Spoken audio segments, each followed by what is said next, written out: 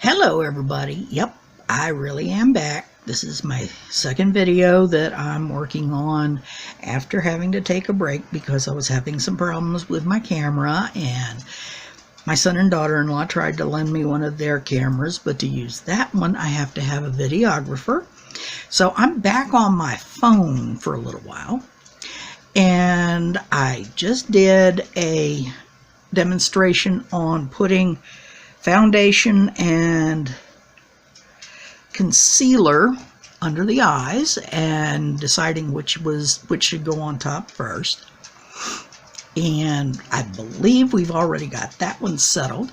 What I'm going to go to now is there is a question about whether or not older people with, mature, saggy, evil skin should bake their under eye.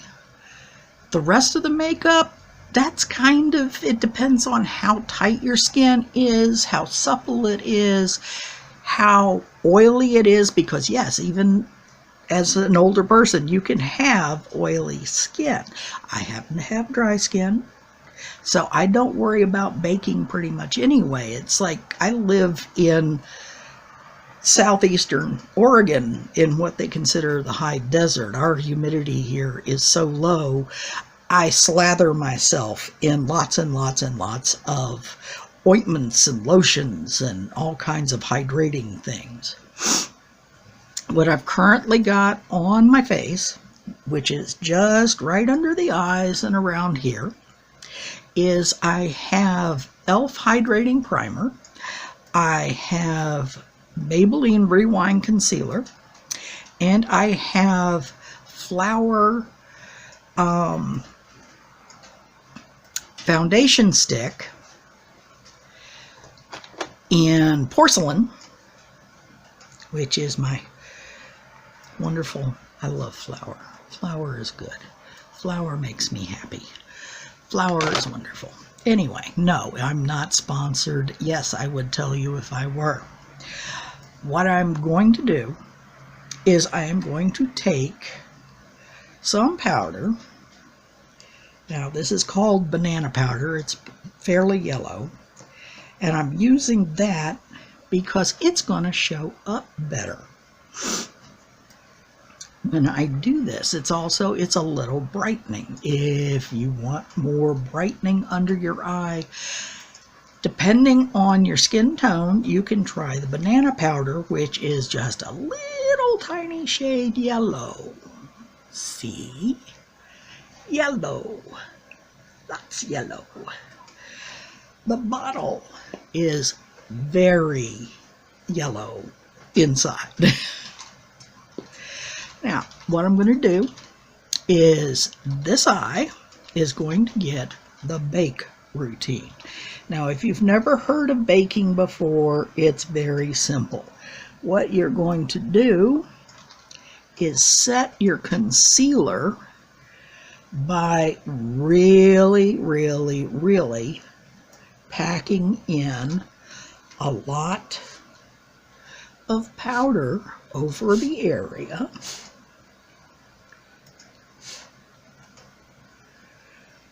Literally, like this. Now, anybody who knows anything about stage makeup knows that this is a pretty standard technique for some makeup. Clowns are a good one. Yeah, because what they're doing is trying to make sure that their white face is not going anywhere. They will pack it on. If somebody is going to be doing something where there's a lot, where they're going to be sweating a lot, they're very likely going to bake the face to keep the makeup from moving. But it's not appropriate for everyone, and it's not appropriate for every makeup situation. The other eye is, I've got the same powder on a little brush. This is one of my little highlighting brushes. Just got it a little bit in the cap. Dipped the brush in, tapped it off quite a bit, because you don't need that much. And I'm just going to kind of fluff that powder over the area to make sure that the concealer and foundation are well set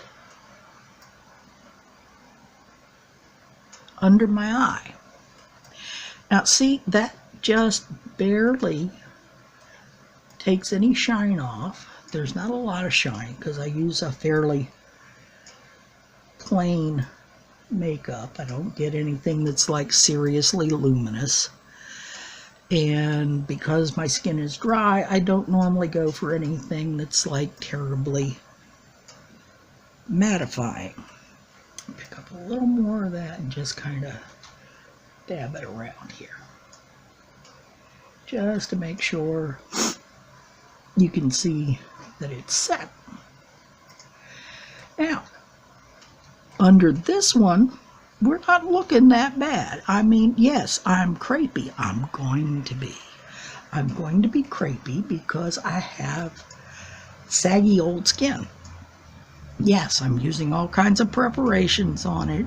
Some things are helping change the crepe just a little bit.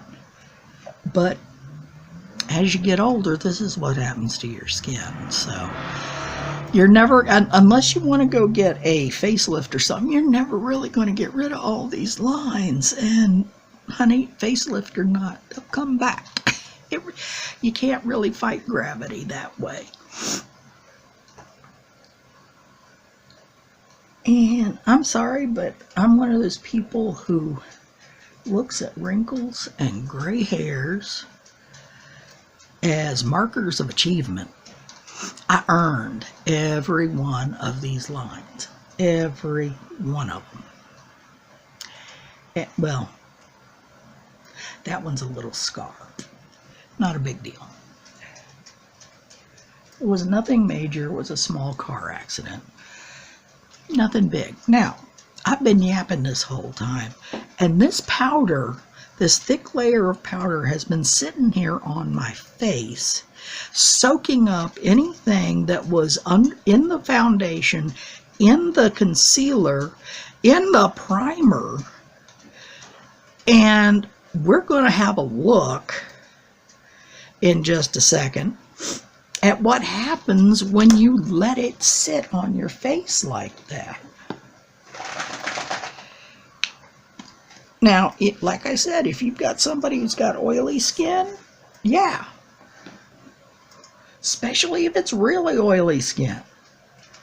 Let them have it. Let them have it. Tell them to go for it. If you've got somebody who's like going to be out in a sweaty environment and they need the makeup to hold up, go for it. As long as you're not somebody whose face is going to turn into a cracker. And I do mean a cracker, because this is going to look nasty in a minute. There are going to be all kinds of wrinkles and cracks that were not there before.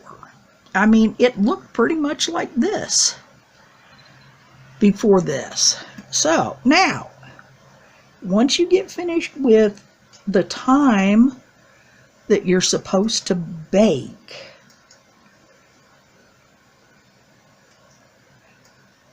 now, see, watch.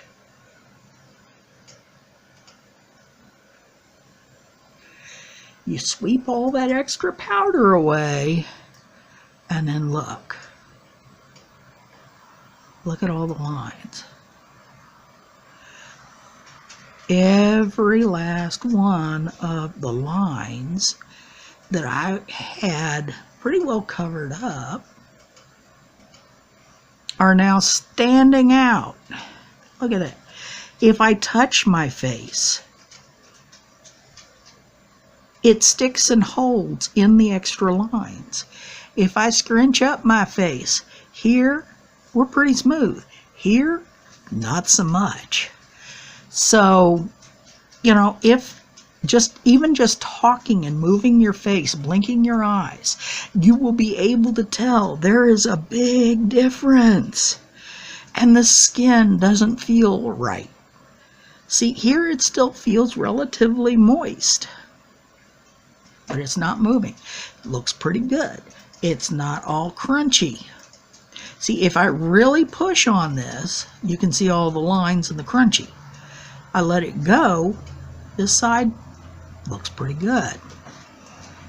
Do that here, and you can still see them.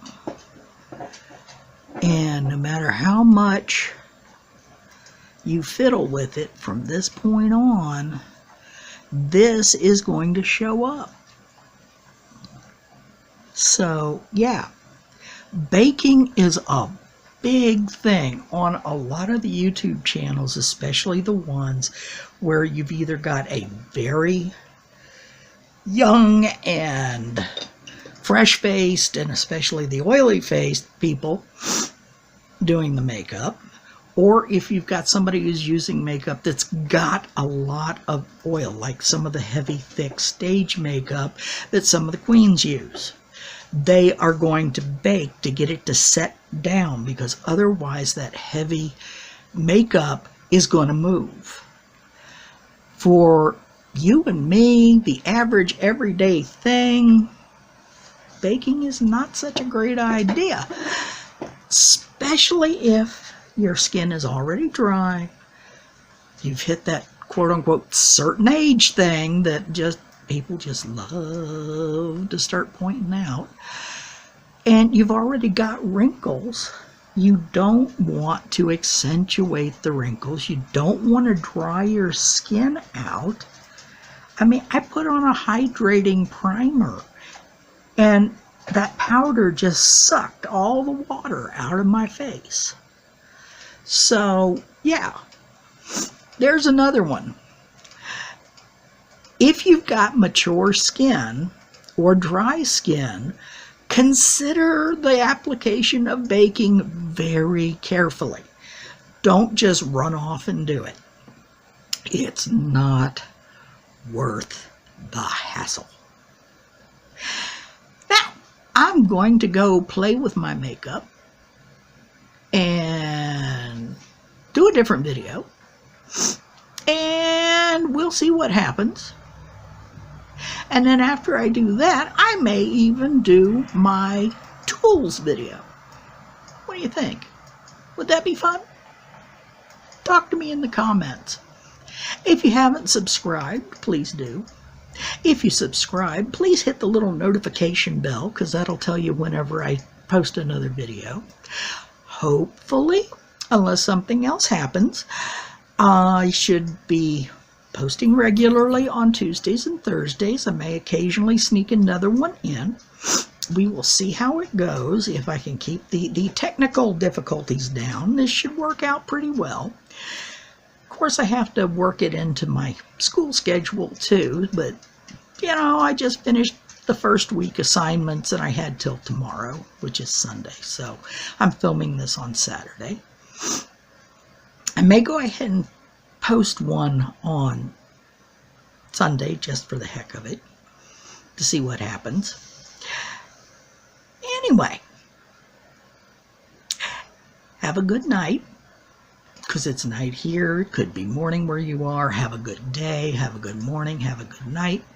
Be good. Bye.